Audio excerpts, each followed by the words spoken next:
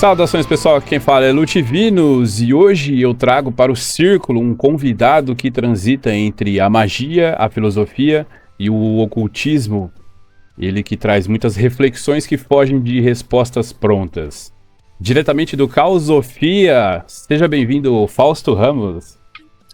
Fala, camarada. Muito obrigado pelo convite, muito obrigado por me receber e um salve também pra galera que acompanha o canal. Tô aqui, Fausto Ramos, vamos bater papo. Bora lá. Fausto, para iniciar, eu queria que você falasse um pouquinho de você, sobre o seu trabalho. Então, camarada, eu sou formado em licenciatura em matemática. Eu comecei a dar aula de matemática desde 2011, quando eu estava cansado do meu curso de engenharia elétrica. Descobri o espaço da sala de aula e me encantei com a sala de aula. Nessa mesma época da minha vida, em 2010, eu descobri por meio de comunidade de Orkut, um grupo de servidor de MSN, lá das antigas, uma galera que falava desses assuntos de espiritualidade, de magia, de ocultismo. E aquilo reacendeu em mim uma curiosidade muito grande, desde que eu tinha 11, 12 anos, que eu assistia aqueles mockumentaries, aqueles documentários esquisitos de um canal sobre ocultismo e magia que tinha nas redes de televisão, que desde os meus 11, 12 anos eu escutava falar sobre glândula pineal, sobre possibilidades de poderes sobrenaturais, e eu me encantava e achava o assunto interessante, ainda que eu me declarasse desde criança ateu, por não acreditar, por não concordar com nada do que era do consenso convencional religioso.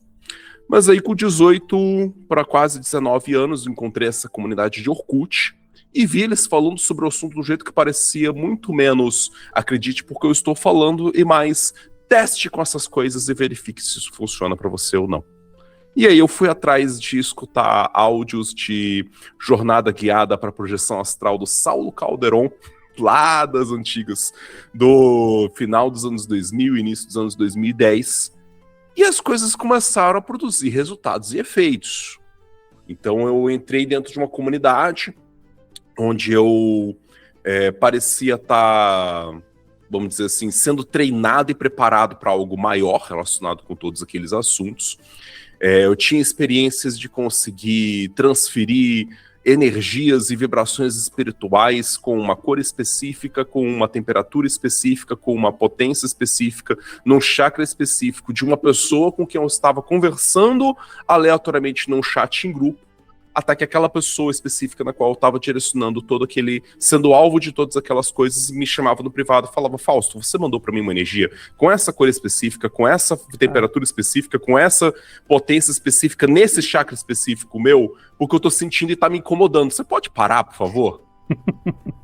E aí isso foi uma forte virada para aquele meu eu ateu cético que se dispunha a testar e verificar as coisas antes de simplesmente embarcar numa nova perspectiva de mundo, numa nova perspectiva de realidade, e me fez aos poucos, com vários testes em séries como esse, verificar na minha própria experiência que, cara, tem alguma coisa de verdade acontecendo aqui. Tem algo autêntico, tem algo que merece a minha atenção. Então eu fui atrás de praticar muito. Depois comecei a estudar e compreender que eu já estava sendo introduzido e apresentado numa versão mais prática em magia do caos. E aos poucos eu me distanciei dessa primeira comunidade, que era cheia também de problemas, cheia de conflitos. E comecei a trilhar uma jornada que alternou entre eu estar mais presente dentro de algum grupo, dentro de um espaço de uma, vamos dizer assim, dentro do kardecismo, dentro de alguma casa espírita, depois saindo e entrando para um grupo de Telemann, depois saindo e entrando para outro espaço de ordem iniciática, até o ponto que, nesse cruzamento entre minha jornada individual e coletiva, tendo sempre alguém que eu pudesse confiar como sendo algum mestre, uma pessoa com mais experiência, com mais conhecimento, tanto em filosofia, quanto em psicologia profunda, quanto em experiências místicas e mágicas, quanto em espiritualidade e magia do caos, até o ponto de hoje eu ter uma escola para poder ajudar outras pessoas a terem uma trilha menos difícil do que a que eu tive, que é o espaço da Escola Caosofia que eu tenho hoje, que é uma escola de magia do caos que não busca ser simplesmente uma réplica do que os textos originais de Magia do Caos dizem que é magia do caos, mas que eu entendo a magia do caos como uma coisa que está constantemente em construção, em discussão, em disputa, e, portanto, eu busco conectar principalmente, né, trazer um caminho dentro da magia do caos que coloque no centro do caminho a experiência com o autoconhecimento, que é uma coisa que é muito jogada ao léu, geralmente, na experiência das pessoas com magia do caos. Pressupõe ser uma ferramenta que você usa para o que você quiser, e aí fica meio vago e perdido o potencial imenso que essa ferramenta tem quando você começa a conectar ela com coisas que já são também ligadas à experiência mais tradicional com magia e com espiritualidade. É o rebelde do rebelde que chega no ponto de entender que o jeito mais rebelde da gente estar no mundo hoje não é simplesmente ser um iconoclasta que xinga a religião e ponto, mas é de voltar a pegar o bebê que foi jogado fora junto com a água do banho. Dessas experiências. Isso é um resumo, mais ou menos, de quem eu sou, do meu trabalho, de um resumo rápido, um panorâmico da minha experiência, da minha trajetória com a magia e com a espiritualidade. Hoje eu tô fazendo licenciatura em filosofia, justamente porque eu tô aprofundando mais ainda minha experiência de ter fundamentação filosófica para pensar e estudar temas como a filosofia da mente, filosofia da religião, filosofia da ciência, que é uma das que eu mais gosto há bastante tempo, né? Discutir epistemologia, discutir o limite do que a gente pode ou não entender e conhecer sobre a vida, sobre o mundo, sobre o nosso próprio acesso ao saber. E eu utilizo muito mais, em muitos sentidos, essa base filosófica, em alguma medida, para conversar e pensar a magia do caos, porque foi essas bases que me fizeram realmente ter um olhar diferenciado sobre minha própria realidade. Não foi estudando ocultistas que eu genuinamente entendi o ocultismo. Foi quando eu olhei para autores para fora do ocultismo, para depois olhar por meio da filosofia para o ocultismo e conseguir encontrar e rastrear um jeito muito mais aprofundado de estudar e pensar esses assuntos. De estudar religião e estudar espiritualidade. Então esse é um panorama por alto de como eu penso e como eu me comporto sobre esse assunto. Sensacional. E aí o ateísmo ficou para trás, né? Então, ficou e voltou, e ficou e voltou, e ficou para trás de novo. Porque, de fato, né, quando eu tinha ali uns 11 anos, eu fui fazer Eucaristia e Primeira Comunhão, porque eu estava interessado em entender mais desse rolê, porque eu viam falar de um cara que as pessoas adoravam ele ao redor do mundo inteiro, que bilhões de pessoas adoravam esse mesmo cara, esse tal de Jesus, no mundo inteiro. Eu falei, cara, eu quero aprender com esse cara, porque ele parece que foda, né? Porra, morreu 2000 anos atrás, e a galera fala dele até hoje, ele deve ter feito alguma coisa muito significativa, muito importante. E aí eu quis ser matriculado para fazer todo esse trabalho, né, de aprender na igreja, e acabou que eu me frustrei muito, porque tudo que eu aprendi foi a respeito do valor do perdão e sobre esse mistério esquisito de comer a carne e beber o sangue simbólico de um cara falecido, que eu não tinha a menor capacidade de acessar esse mistério, esse entendimento, esse conhecimento sobre isso. Então me afastei da religião, falei, sou ateu, essa galera aí é louca, essa galera aí a gente tem que buscar um outro jeito de entender o mundo, de entender o que está ao nosso redor, essas explicações, essas frases prontas simples não me atendem. E aí quando eu me reconectei com esse tema ali com 18, 19 anos, eu mergulhei com muita profundidade. Eu mergulhei com profundidade porque eu encontrei alguma coisa que expandia o meu olhar sobre o que significava ou não algo real. Então por um tempo eu falei, cara, muita coisa existe, muita coisa acontece. Não tenho certeza ainda sobre aquele Deus específico que eles narram e falam. Até hoje eu não acredito nele. Inclusive, às vezes eu acho que é seguro, é pertinente, é racional não confiar num cara que no próprio texto dele se desmente, desfala coisas e diz que sabe tudo, mas faz perguntas. Às vezes é difícil confiar num Deus que, na figura que se criaram a respeito dele, é uma figura pouco confiável.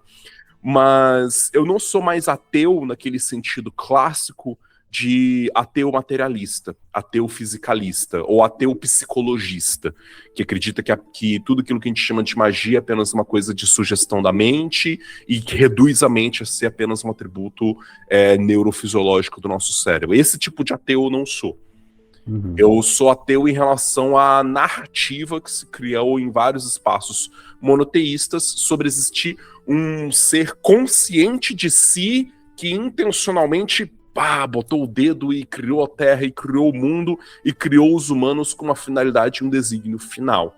Eu acredito tanto no acaso da fabulação da existência, quanto em algo que excede aquilo que é do fenômeno físico do mundo. Eu acredito numa experiência de uma consciência, mas que não é porque existe uma consciência que todos os outros dogmas, todos os outros colorários, que a gente chamaria assim, todos os axiomas morais que a gente vê conectado com espiritualidade e religião, automaticamente são verdadeiros.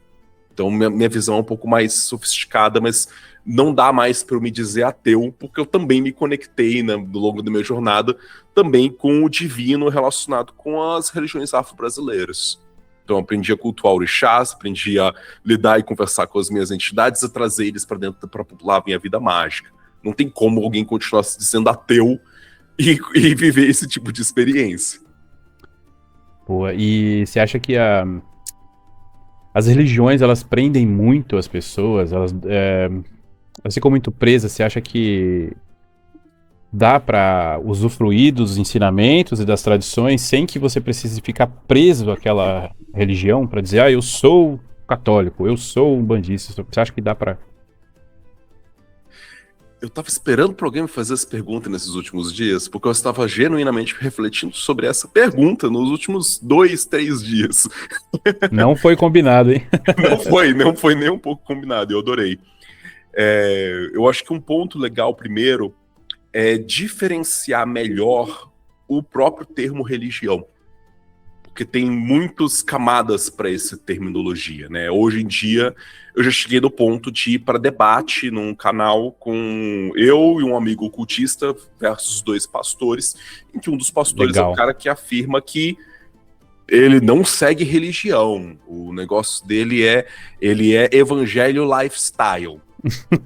E aí, no próprio debate, eu questionei ele. Ele falou assim, olha só, então, você fala que você faz não é religião, mas de que religião a gente está falando?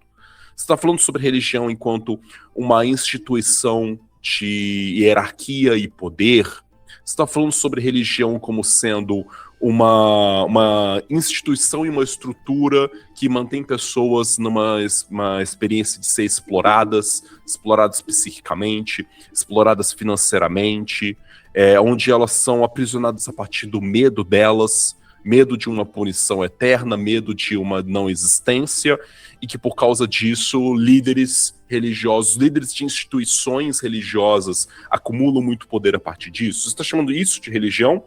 Ou a gente está falando do termo religião como sendo as duas possíveis, né, raízes da palavra? Tanto a religare, que não significa reconectar, mas fortalecer a conexão com algo, com o divino, tanto relegere, que significaria um outro termo para possível raiz de religião, que se refere à religião como sendo aprender a experienciar, sentir e perceber o divino presente no mundo.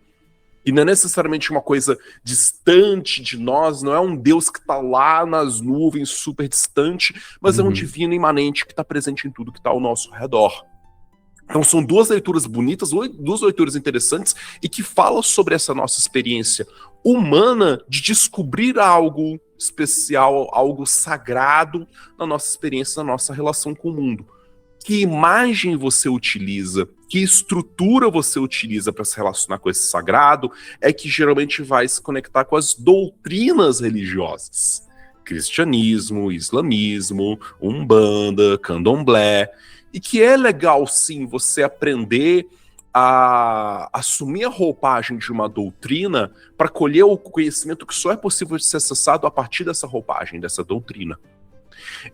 Eu, apesar de ser mago do caos, como eu falei, eu sou rebelde dentro da magia do caos. Eu não assumo a postura da magia do caos de dane-se roupagens, dane-se religiões, dane-se tradições, vamos pegar o elemento que a gente quiser e usar do jeito que a gente quiser e pronto. Eu, na verdade, eu observei que isso que a magia do caos faz, que pressupõe não ter doutrina nenhuma, é a forma mais engessada de doutrinação ideológica que a gente vive na experiência com a espiritualidade, com a magia. Porque é uma doutrina de uma ideologia invisível. É a ideologia que já está presente no mundo inteiro hoje. É a ideologia do consumismo. É a ideologia de pensar a experiência do sagrado, da espiritualidade e da religião como uma coisa que você vai lá, você compra o produto que você quer e você consome sem nenhuma conexão mais profunda e genuína com aquilo com o qual você está consumindo.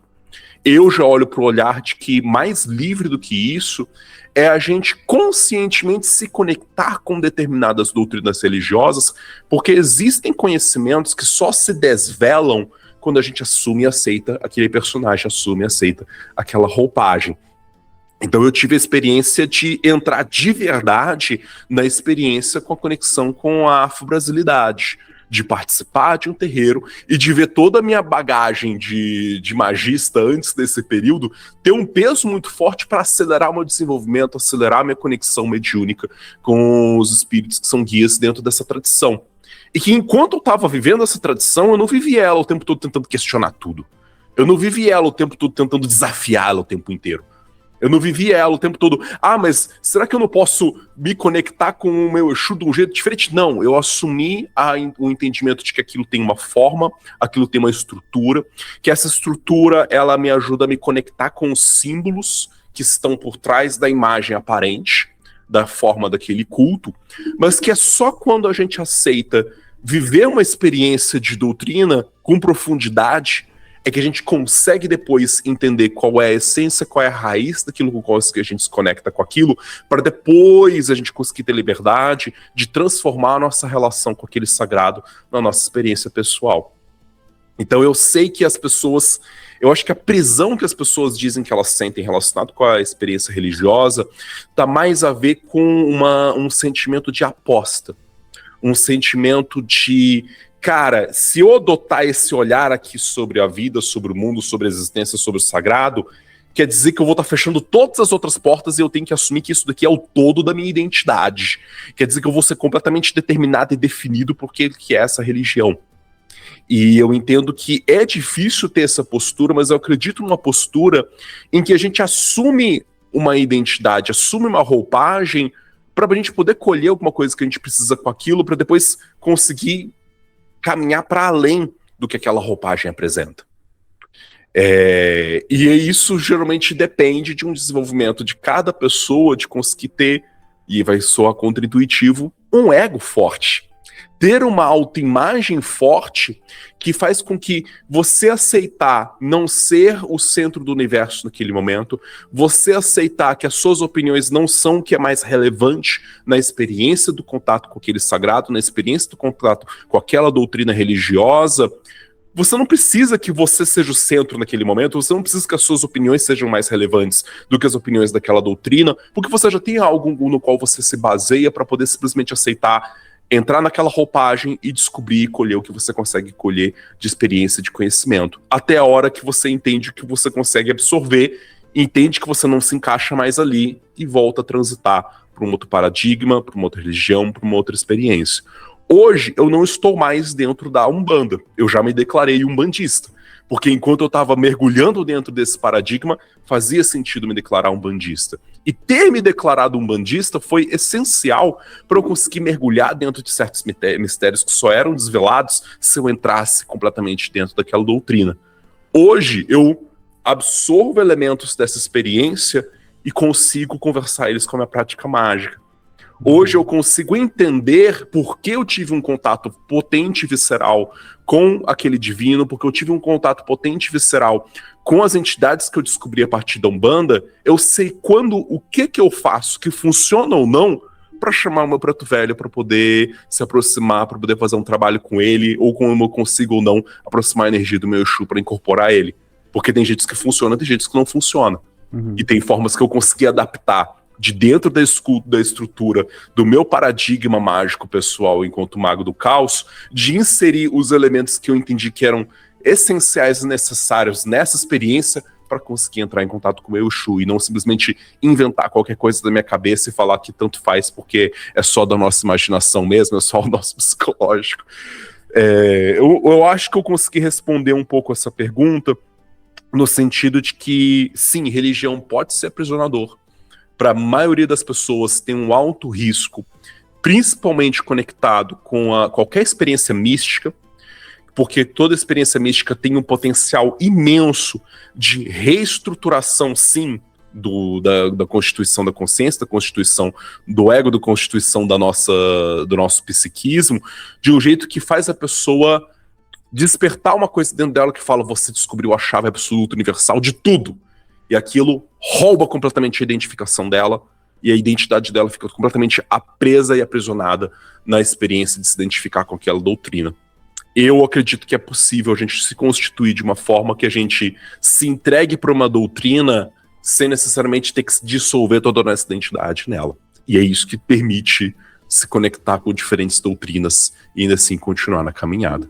Fez sentido minha resposta? Não só fez sentido, como o fato de você ser professor, você acabou respondendo umas 4 ou 5 perguntas que eu já tinha aqui. Excelente essa visão, excelente. Eu acho que não só essa visão que você teve, mas de certa forma, você eliminar preconceitos é você se jogando dentro daquela religião. Por exemplo, a Umbanda, o Candomblé, vai atrás, vai conhecer, ver como que funciona. Inclusive eu tenho uma guia aqui, ó. Que eu ganhei e, cara, qualquer outra pessoa que ganhasse uma guia, qualquer outra pessoa não, uma pessoa com uma mente mais fechada, não iria querer ou iria se desfazer, alguma coisa assim. Diferente para essa pessoa que queria se desfazer, se ela ganhasse um crucifixo, não ia ter a mesma visão, né? Porque para ela tem esse peso. Mas, vai atrás, melhor forma você entrar e saber como que funciona. Eu tenho tatuagem aqui, não sei se eu consegui mostrar. Eu tenho tatuagem que eu comecei a trabalhar num emprego, nesse último emprego que eu tô, e eu não faço questão nenhuma de esconder nada, né? Mas, ao mesmo tempo, eu não quero que o pessoal do meu trabalho me infernize aqui fora. Então, eles ficaram com um pouco de receio quando viram tal, porque, né, é o preconceito. Só que algumas pessoas vieram me perguntar o que era, o que significava. E, eu fiquei muito feliz. Que essas pessoas, diferente das outras que só julgaram, elas queriam saber o que significava, por que daquilo. E isso faz muito bem pra pessoa, você ter mais informação, você ir atrás das coisas. Muito bom, respondeu com certeza, respondeu muito bem. E assim, o que pra você realmente fez sentido na magia do caos que não fez em outras tradições? Outras tradições não, em outros sistemas mágicos. Eu percebo que a magia do caos, ela se conectou muito pra mim com um jeito que eu tenho de olhar a experiência com o mundo e a experiência com o conhecimento, que é sobre essa constante abertura. A magia do caos, ela tem aquela frase super famosa, que é: nada é verdadeiro, tudo é permitido, que o Peter Carroll utiliza algumas vezes de jeitos diferentes dentro da obra, que é a obra considerada que inaugura a magia do caos, o Liber Null. E eu entendo que essa frase, eu acho que ela vai explicar muito do porquê que eu experiencio minha relação com a magia do caos, e eu decidi e fundo numa vertente que é uma desvertente, né? É uma vertente que não tenta ser uma vertente que ingessa um olhar específico sobre a realidade, mas que mantém os seus praticantes numa constante postura de abertura, de inovação, de exploração nova com saberes e com conhecimentos.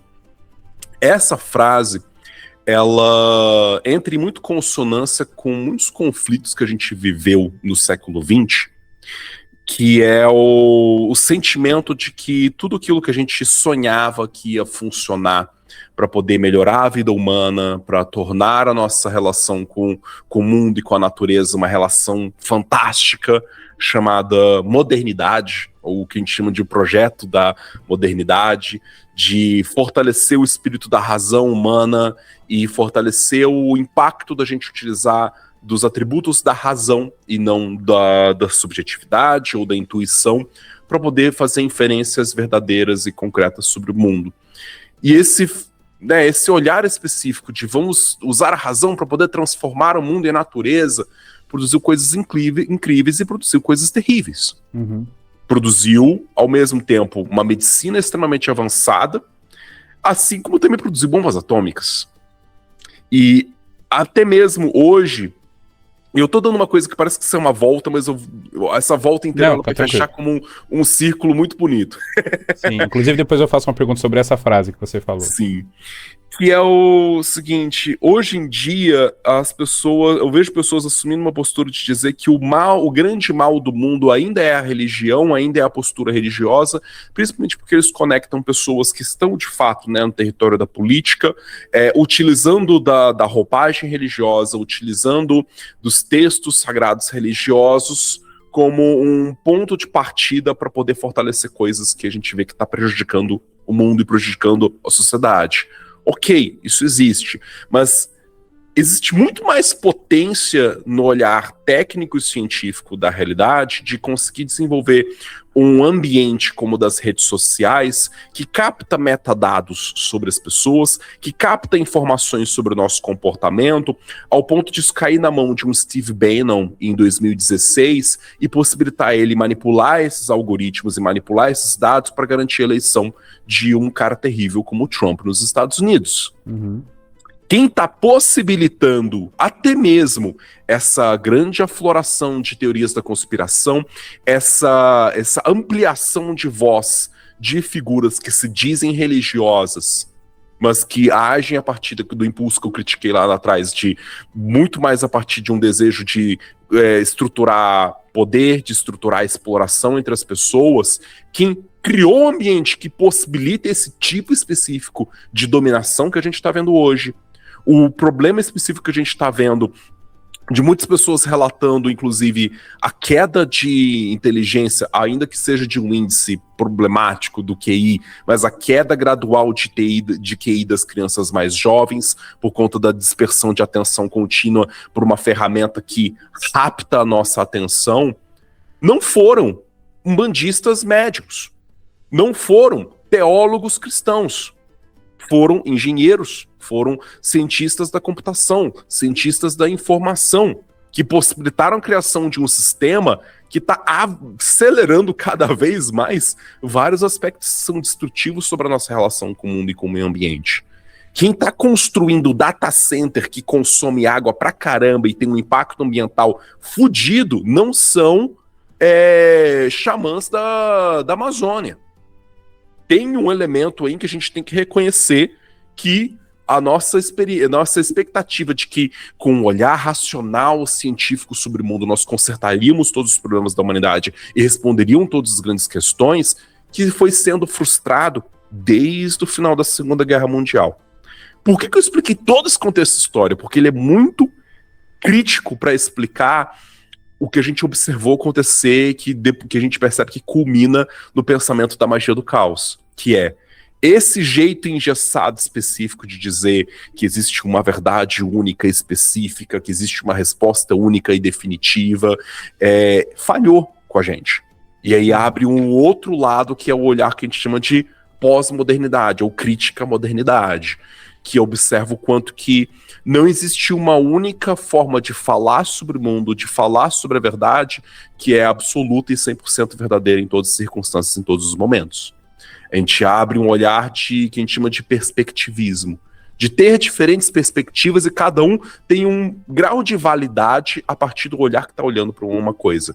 É mais complexo do que simplesmente dizer, tem uma forma aqui, alguém está vendo um círculo, o outro está vendo um retângulo. É muito mais sofisticado e mais complexo do que isso.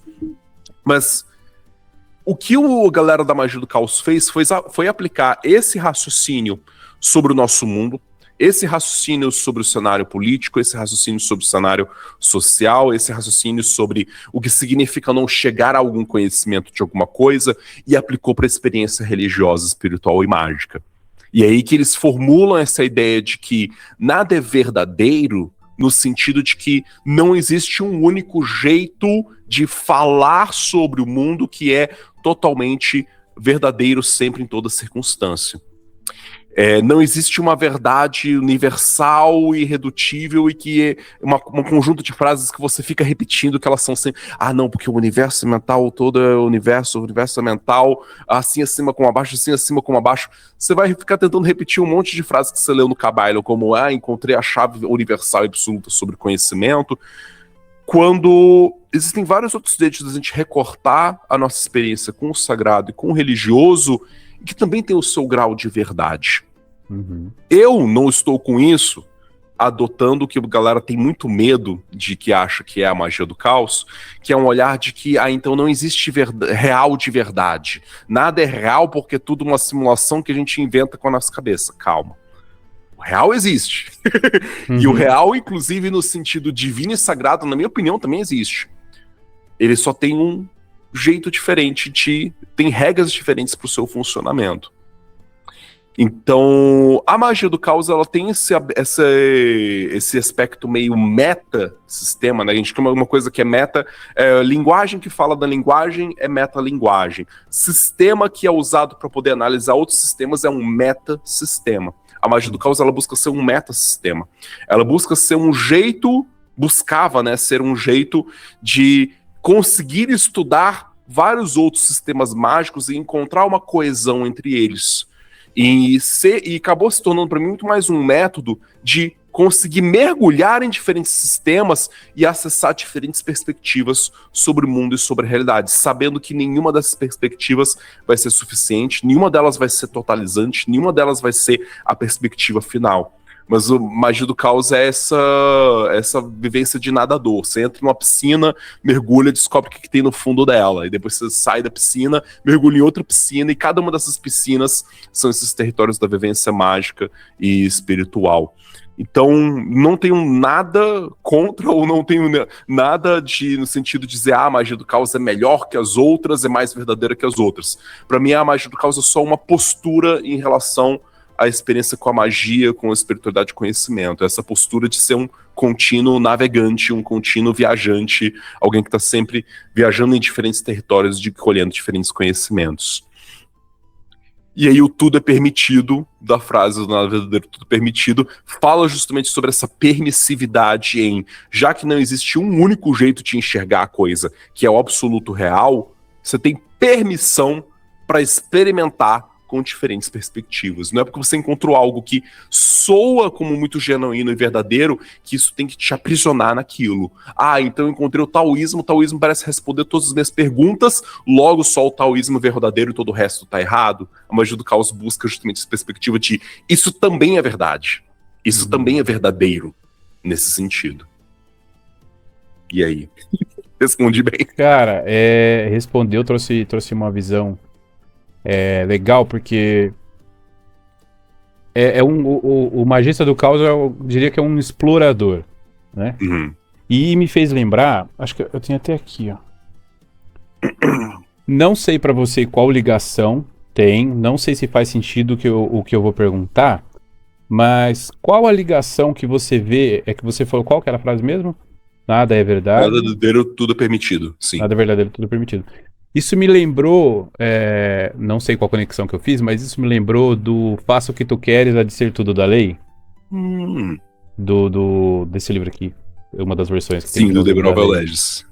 E faz sentido? Tem uma ligação, né? Faça o que tu queres, há de ser tudo da lei. Amor sobre verdade, amor sobre vontade. Amor sobre vontade. Isso. Bom, tem uma conexão que a magia do caos se inspirou muito no trabalho de Telemann, no trabalho do Crowley.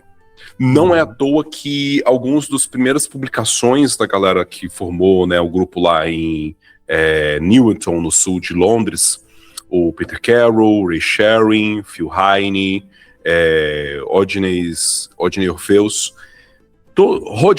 desculpa. Todos eles eram praticantes de um grupo que experimentava na prática essas ideias aí diferentonas que eles estavam desenvolvendo e criando.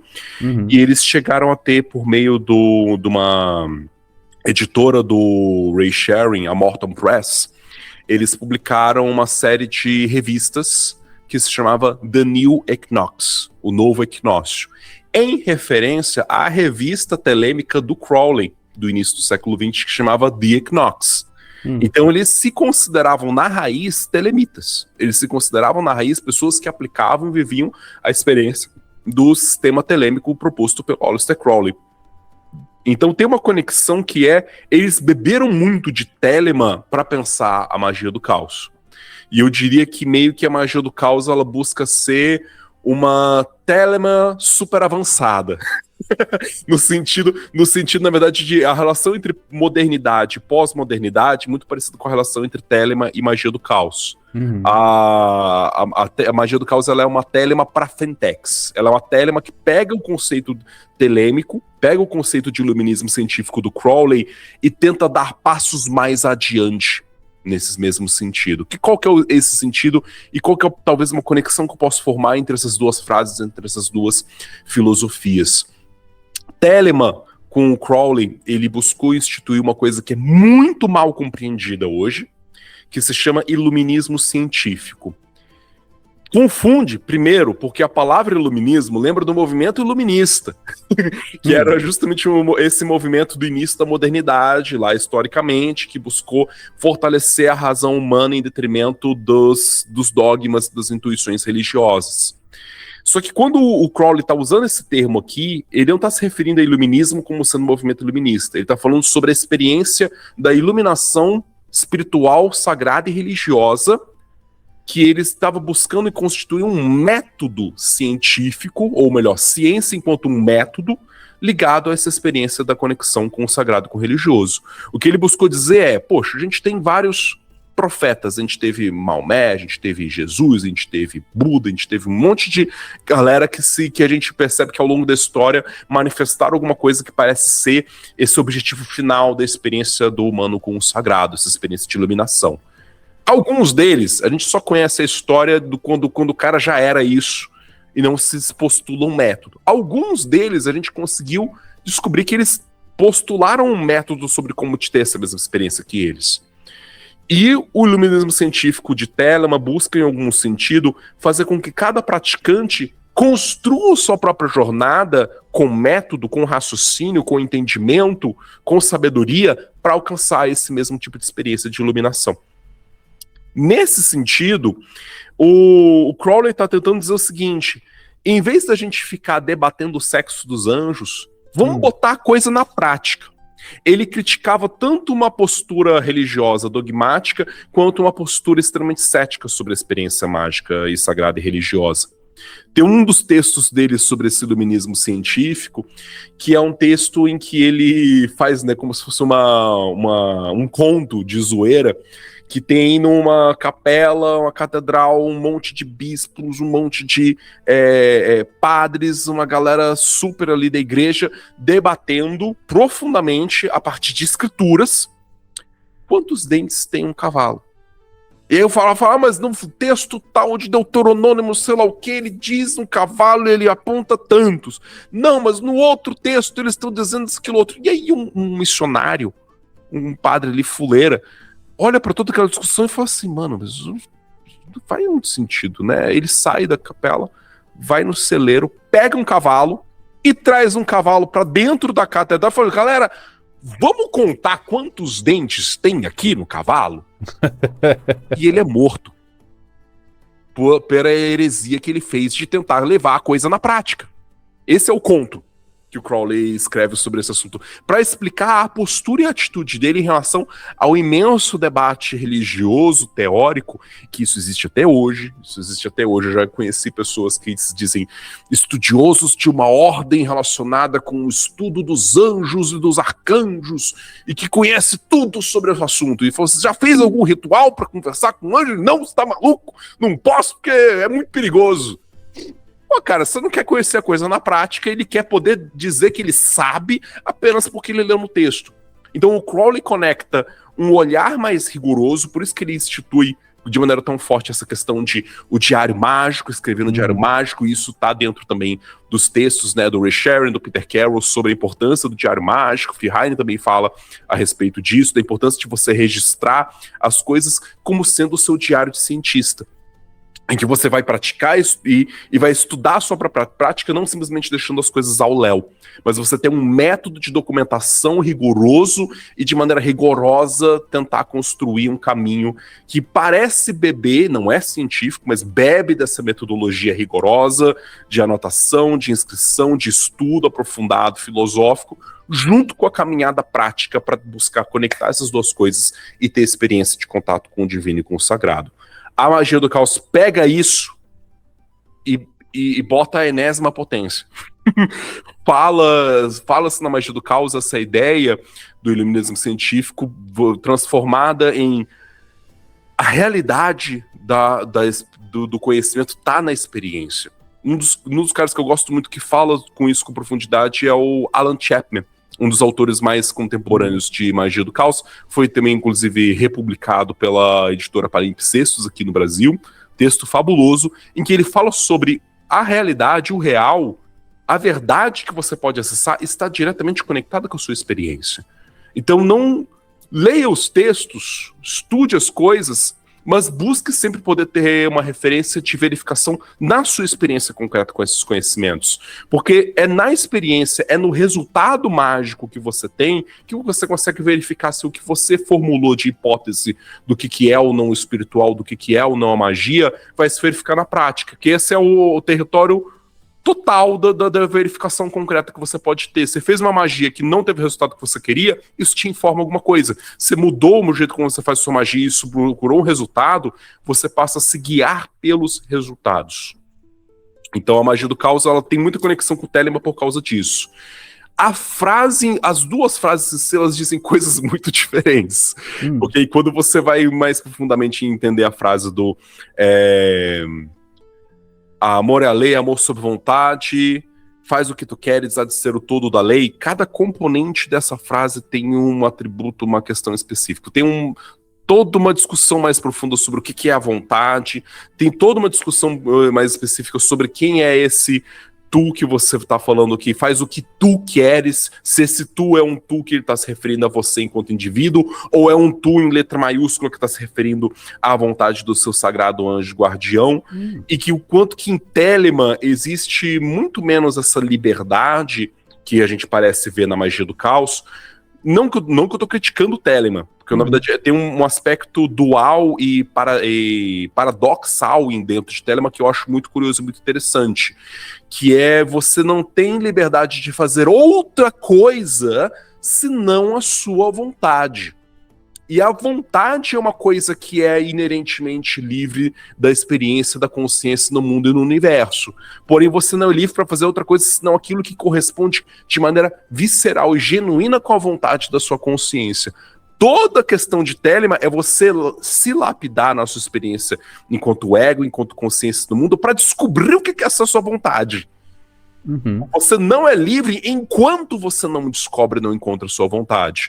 E você vive em si uma experiência ao se conectar com a sua vontade que pro espírito é de máxima liberdade. E que ainda assim é uma liberdade que vem a partir de uma restrição, que é você tem uma única coisa na sua frente que se revela como sendo a sua vontade naquele momento.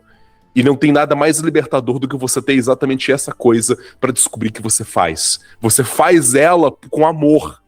Você faz ela como um ato de conexão, como um ato de amor. Por isso, amor sob vontade.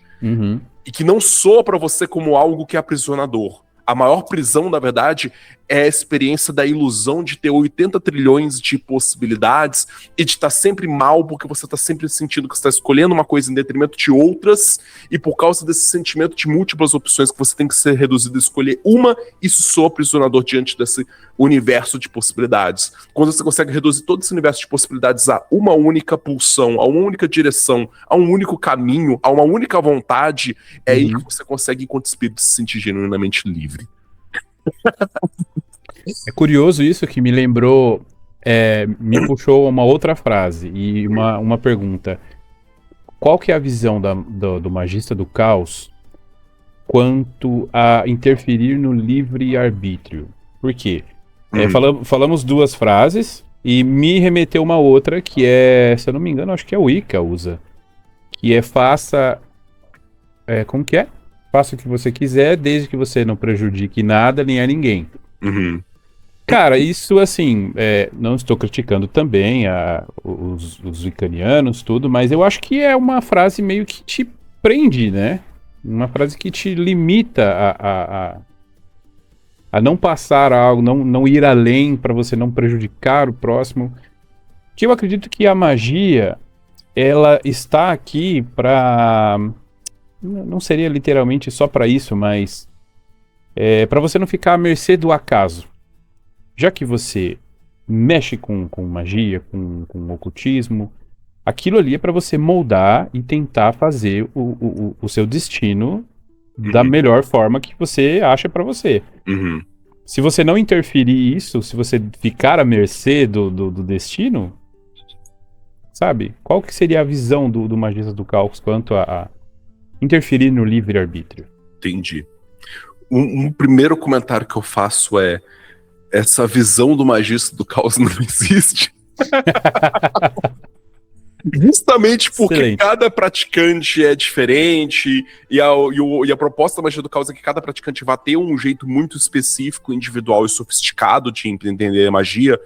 Eu só explico que, assim, eu tô dando minha resposta do Fausto Ramos, porque eu não posso falar em nome de a doutrina da magia do caos defende que... Eu consigo falar a partir do meu olhar, do olhar que eu compartilho com os meus estudantes, que nunca restringe ninguém, nem mesmo que são os meus estudantes a sempre estarem olhando do mesmo jeito que eu olho. Não, perfeito. Vou dar minha resposta de Fausto Ramos. Eu entendo que muitas vertentes têm como dar uma resposta no sentido de, não, na Telema, ainda que Telema tem muito espaço para discussão, no taoísmo, na Umbanda, geralmente a gente olha assim, no cristianismo é assim. A magia do caos é um lugar que rompe com essa possibilidade de ter um consenso concreto e absoluto. Mas voltando sobre a questão do livre-arbítrio, eu acho que tem várias coisas que a gente precisa conversar sobre o próprio tema do livre-arbítrio, né? Primeiro, que o próprio termo surgiu a partir de uma tentativa de explicar a existência daquilo que era concretamente verificado na experiência do mundo como sendo a existência do mal. Era uma tentativa do Agostinho, né, o filósofo do século IX, do século VIII, de tentar dar conta de explicar a existência do mal. E aí a tentativa que o Agostinho fez a respeito disso foi, ele formulou a ideia de que, para poder conservar o conceito de Deus como sendo o Deus dele cristão, sendo essencialmente bom e sendo essencialmente o bem, ele afirma que quando a gente faz boas coisas, quando a gente manifesta o bem no mundo, a gente está fazendo aquilo de acordo com a vontade de Deus.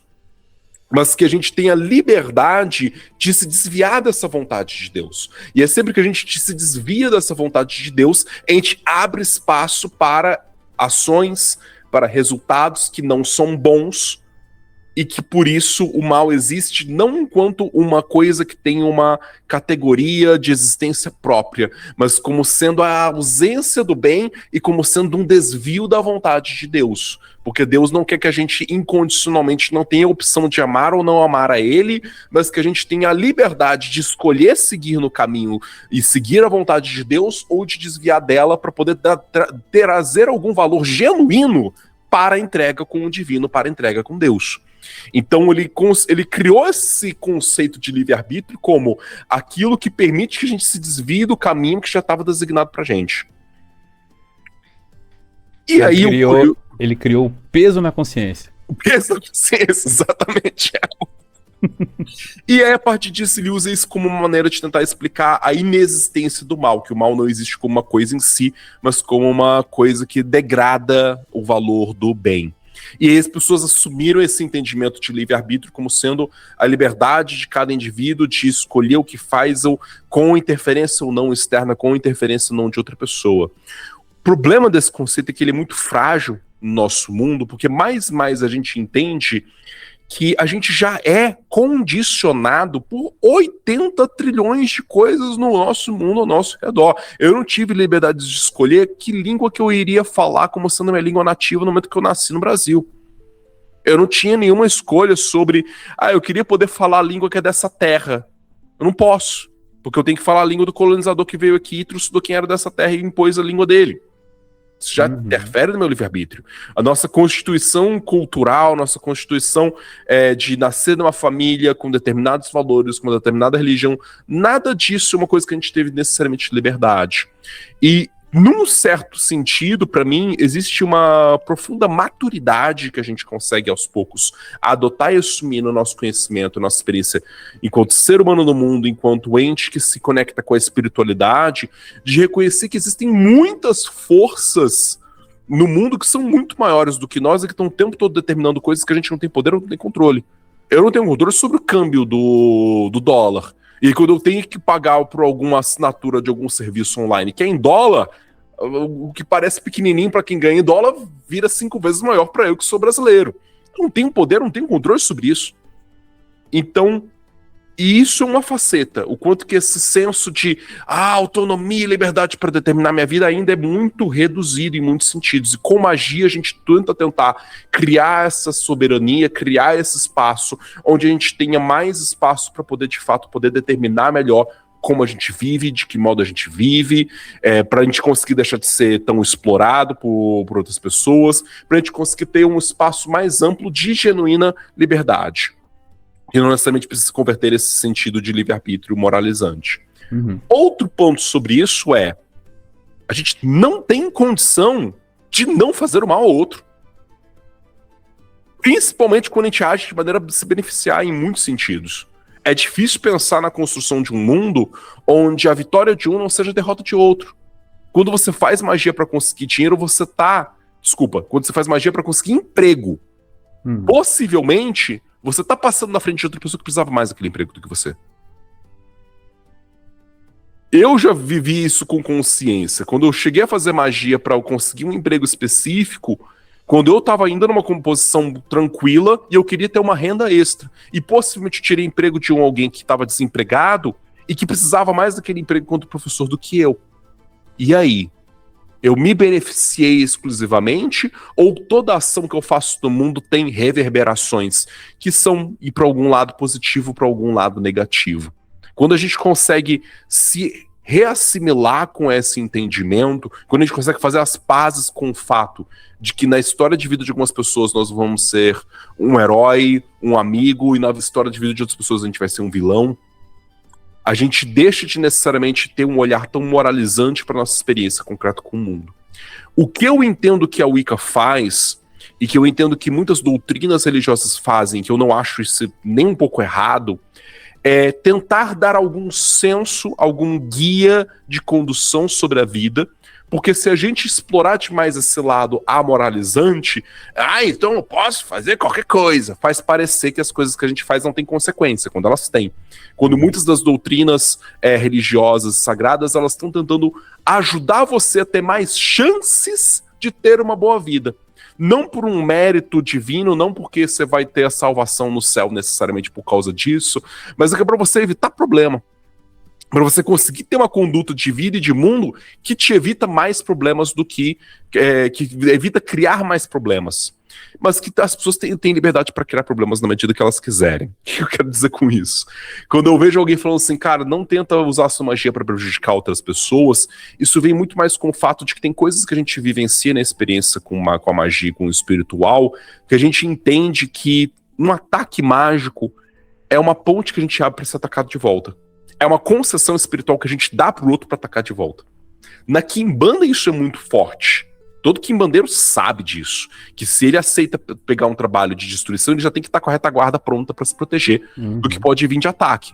Porque ele abre uma concessão dentro da experiência da conexão com o espiritual para, se você... O cara tava lá numa boa, não tava fazendo nada contra você e você resolveu atacar ele, você tá abrindo espaço e concessão para receber um ataque de volta numa medida ainda mais intensa do que você deu. E você vai entrar num circuito de vida e de mundo que é uma constante guerra. Eu me recuso a fazer trabalhos de deliberadamente fazer ataque mágico. Eu faço atendimento mágico, eu faço contra-ataque ou ataques que eu entendo no sentido de que é justificado. É uma pessoa que está sofrendo uma situação abusiva na mão de outra pessoa e eu vou lá e ataco a pessoa que está sendo abusiva na medida necessária para tirar essa pessoa da situação de abuso que ela está sofrendo. Não é um ataque de vou lá pra tentar destruir o cara. Não, eu tô tentando, né? A mão da justiça é a nossa mão, nesse sentido, na experiência com a magia e com a espiritualidade. Mas isso cabe um discernimento de não simplesmente ficar aceitando fazer ataques pra qualquer pessoa. Ai, fulano me roubou meu namorado, quero acabar com ela, quero que ela fique toda estrambiada e perca todo o cabelo. Gratuito demais se envolver com isso, porque você tá literalmente... quem veste o escudo e a espada nesse sentido tá chamando briga, tá chamando guerra. Então, ou você aceita que, sim, você vai talvez ganhar louros com isso, porque é trabalhos mágicos de ataque deliberado, a galera paga muito bem pra isso, mas a sua fortuna vai vir junto com certas consequências de você ter que viver sempre na retaguarda, viver sempre tendo que lidar com o potencial de estar o tempo todo sofrendo rebote e tendo que atacar de volta e vira uma briga, uma guerra, como é que chama aquela lei de Hammurabi, né? Um olho por olho, outro olho por outro olho, uma perna por uma perna, outra mão por outra mão. Então, muitas das doutrinas religiosas, sagradas, espirituais, elas tentam muito mais dar um conjunto de valores que são legais de você adotar para poder viver. Eu não acho que o Wicca está errado. Eu acho que talvez existe, num certo sentido, num certo olhar, uma postulação dogmática que faz as pessoas engessarem e falarem, então quer dizer que qualquer coisa que eu faça que tenha potencial de prejudicar o outro, eu tenho que tomar muito cuidado, porque senão eu vou me prejudicar de volta. Quando não tem como você garantir que o que você faz não vai prejudicar outra pessoa. Sim, eu também não acho que está errado a visão Wicca, né, esse dogma da Wicca. É pegar aquilo e estudar o porquê daquilo. E que você comentou agora, a pessoa que faz uma magia para prejudicar, para atacar alguém, é isso, cara, ela não vai fazer de graça. Se ela tá fazendo de graça, o que que é? É inveja? Por que que ela não reavalia? Pô, eu não quero que aquela menina fique com aquele cara porque aquele cara tem que ficar comigo. Por quê? Por quê? Sabe? Por que não é a outra moça que realmente tem que ficar com outro cara e você só tá sendo uma escrota? Não sei. Pode ser que, assim, a magia, né, os magistas, eles pegam a energia e eles direcionam. E a pessoa que tá com raiva, que tá querendo atacar alguém, ela vai pegar essa energia e ela não tá nem aí se vai interferir no livre-arbítrio da outra. Não, ela quer que a outra pessoa se lasque, porque ela quer fazer aquilo. Então, de fato, eu concordo que não dá pra gente se preocupar, até dá se você quiser, mas não dá pra gente se preocupar em como que vai interferir. Né? Até porque o que significaria essa interferência ou não de livre-arbítrio quando a gente é influenciado por coisas o tempo inteiro, quando as pessoas são influenciadas por conteúdo de rede social, quando a gente sofre, entre aspas, influência dos nossos amigos, dos nossos parentes, dos nossos cônjuges. E muitas vezes ser influenciado não é necessariamente uma coisa negativa. Eu sou influenciado e tem coisas a respeito do meu trabalho que eu não consigo, por conta própria, de maneira absoluta, determinar. Muitas coisas sobre a escola Caosofia, quem em algum sentido determina são os meus guias espirituais. E aí, mesmo quando eu tento fazer alguma coisa porque eu tô tipo, não concordo de fazer de tal jeito, eu vou lá e tento fazer de um jeito diferente, a coisa começa a desalinhar, e eu aceito que o jeito que eles me proporam fazer talvez é o mais alinhado, e a coisa começa a fluir de volta.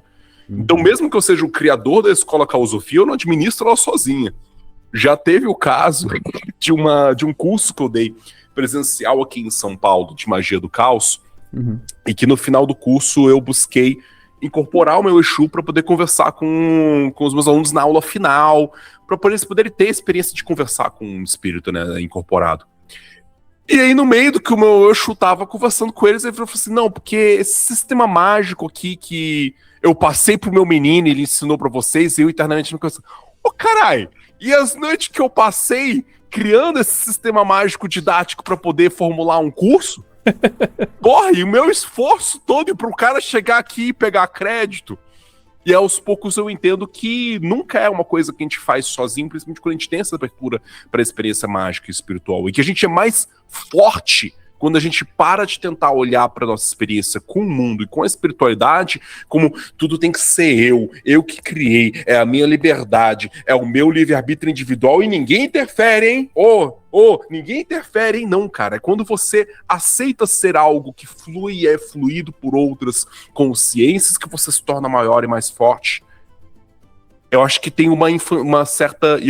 Eu sei que vai ser uma palavra talvez difícil de escutar para isso, mas eu acho que é uma certa infantilidade esse pressuposto de você querer que você seja uma partícula de consciência e individualidade, que ninguém interfere, que nada externo esteja interferido, porque eu tenho que conservar essa minha liberdade de ser eu por eu mesmo, com a minha cabeça, com meus pensamentos, chamado livre-arbítrio, e ninguém ousa interferir sobre isso. Você está sofrendo interferência por isso o tempo inteiro sem perceber, e o processo não é você se blindar de qualquer interferência, é você se conscientizar dessas interferências.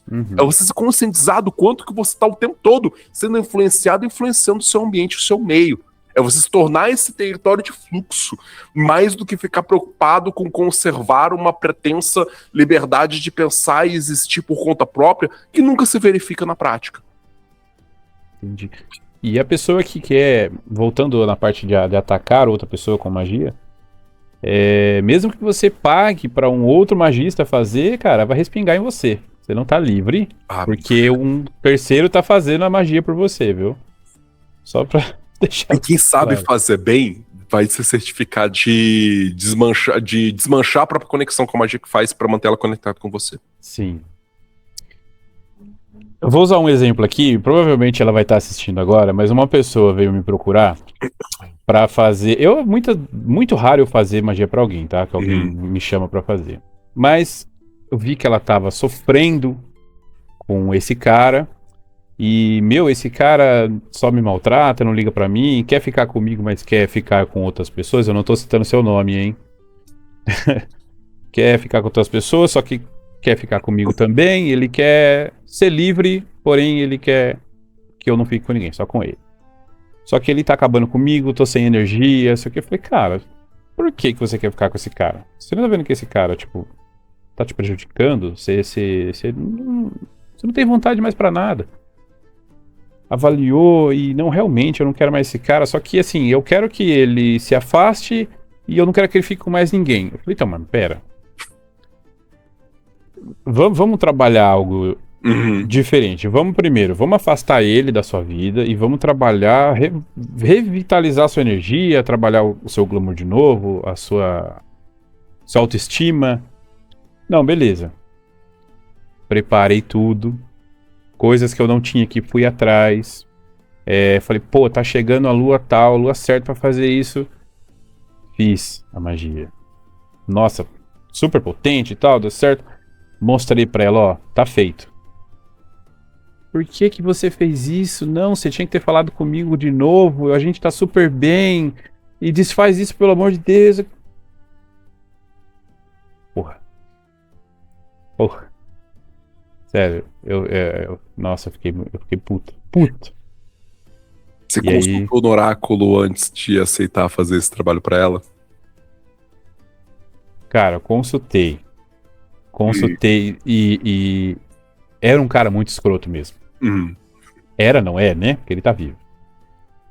E precisei ir atrás pra poder quebrar o que eu tinha feito e vai eu atrás de novo de várias coisas. Nossa, deu trabalho. Mas aí eu falei pra ela, ó, a partir de agora é você com você. Você fez as suas escolhas, você sabia desse cara. Eu puxei o tarô pra ele antes de fazer, mostrei pra ela sobre ele. Falei, agora é você por você. Se você quiser... Ele, não, mas agora a gente tá bem. Será que não tem como fazer um de amarração? Falei, ó, não sei. Não, agora sejam felizes. Quer que eu comente esse caso? Pode, por favor. O que aconteceu agora, cara. Tem uma semana. Então, eu até postei há um pouco tempo nas minhas redes minha opinião sobre esse tema de amarração. Que tem duas coisas que é importante diferenciar. Amarração de trabalho de dominação. Amarração, a gente pode considerar como sendo um trabalho de um casamento cerimonial. Um casamento cerimonial é uma amarração, é uma conexão visceral e forte, sagrada que você forma entre a vida de duas pessoas que decidem caminhar juntas, decidem evoluir juntas, decidem se conectar com mais profundidade. Que muitas pessoas conseguem vivenciar, inclusive, essa experiência num sentido espiritual, ao ponto de chegar na experiência de meio que sentir quando o outro tá mal, mesmo à distância, e sentir e ter um certo compartilhamento de experiências subjetivas e mentais e espirituais junto com aquela pessoa. A amarração é uma coisa que pode chegar num ponto muito poderoso nesse sentido. Trabalhos de dominação é o que geralmente as pessoas estão pedindo quando elas estão pedindo um trabalho de amarração, que é um trabalho de você subjugar a outra pessoa.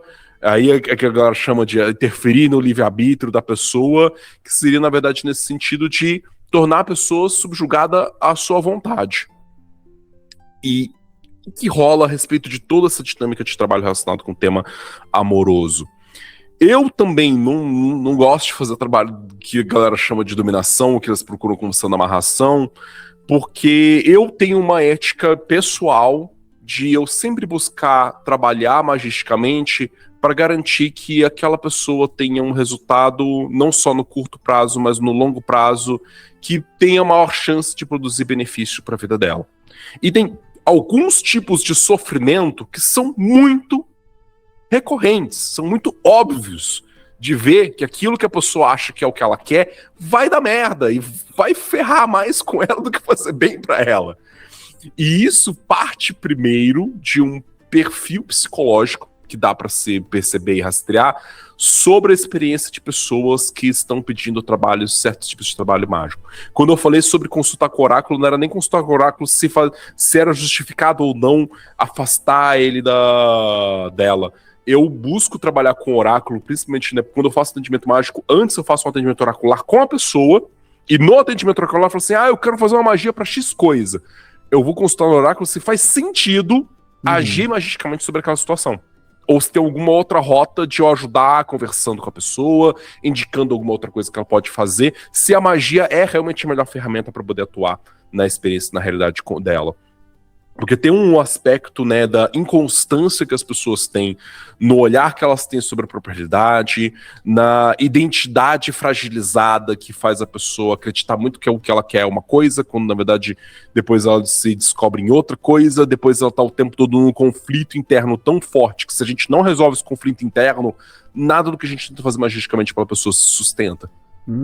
Então, às vezes eu busco no oráculo saber assim, tá, eu entendi que ela tá pedindo isso, mas será que agir magicamente para esse resultado é o melhor fazer agora? Até mesmo quando eu gostaria que fosse. Eu escuto o meu oráculo, se o oráculo fala, não é pra agir desse jeito. Até quando eu falo, cara, quando é que a gente vai atacar magicamente esse cara que tá ferrando com pessoa tal? E o oráculo fala, não ataca.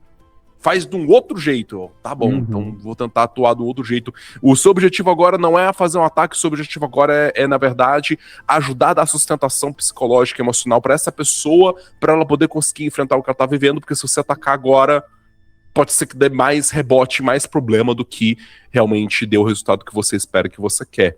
Mas tem certos perfis psicológicos que a gente observa entre as pessoas que buscam atendimento para trabalho mágico, de amor, que recorre numa pessoa que tem um perfil de comportamento, um perfil fragmentado de personalidade, nesse sentido de não ter certeza sobre o que quer, não ter confiança na própria autonomia, que acaba que não vale a pena. Não vale a pena buscar o resultado que ela está pedindo para você. Porque é um resultado que, no primeiro instante, vai satisfazer o desejo dela, mas a médio e curto prazo vai trazer um transtorno imenso pra ela, que vai fazer ela te acusar de ter ferrado com ela. E eu fui acusado. Pois é. Assim, o que eu fiz foi só pra afastar ele dela.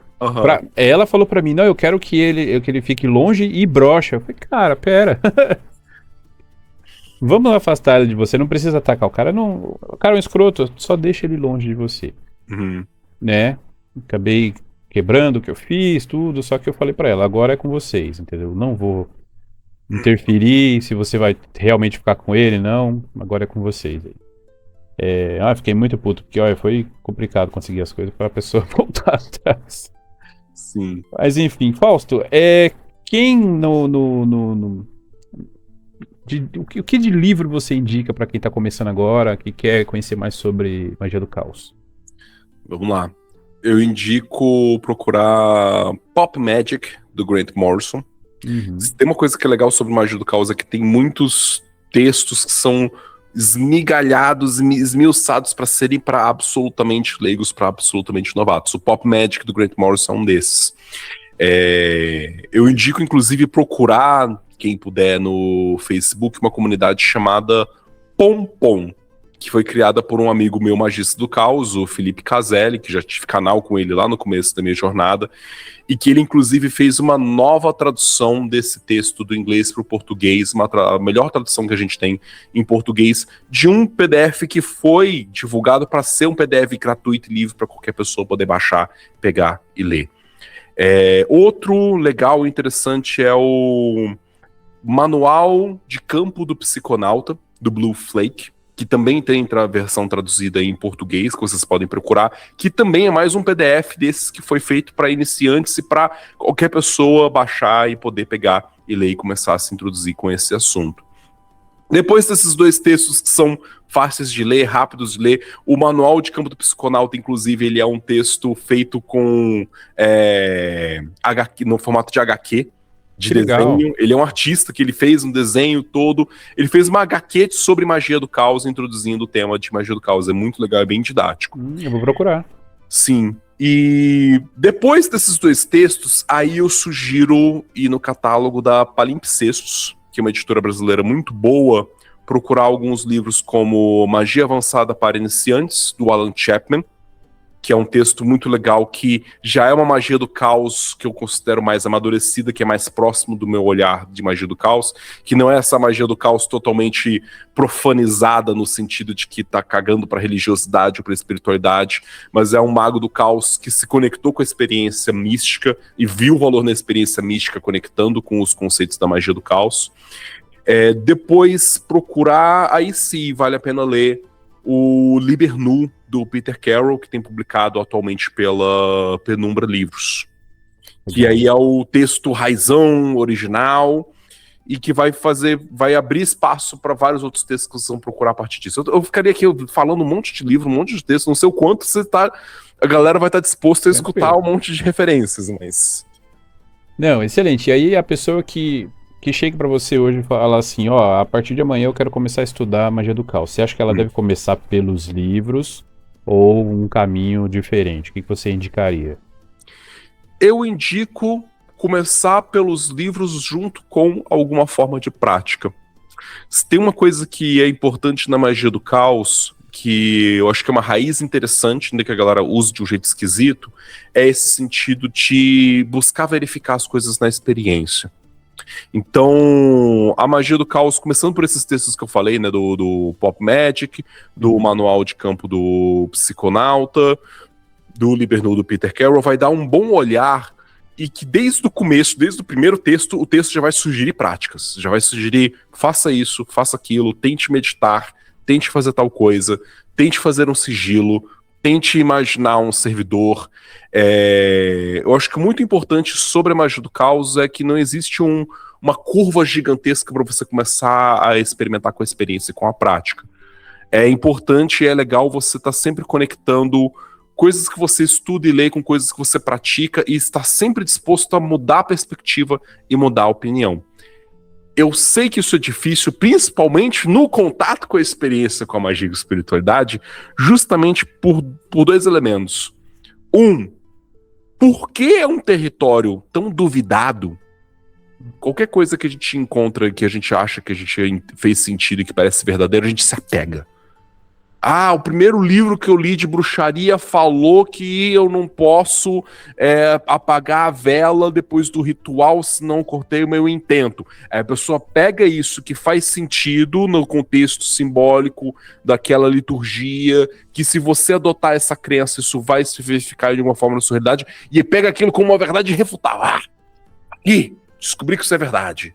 Aí pega um livro de espiritismo kardecista que fala sobre os espíritos conseguirem fazer essa comunicação entre nós e o território do divino e do espiritual, e que o espiritual determina a maior parte das coisas da nossa vida. E pega isso, vive uma experiência que se conecta a isso e pá, isso é verdade, eu não solto mais.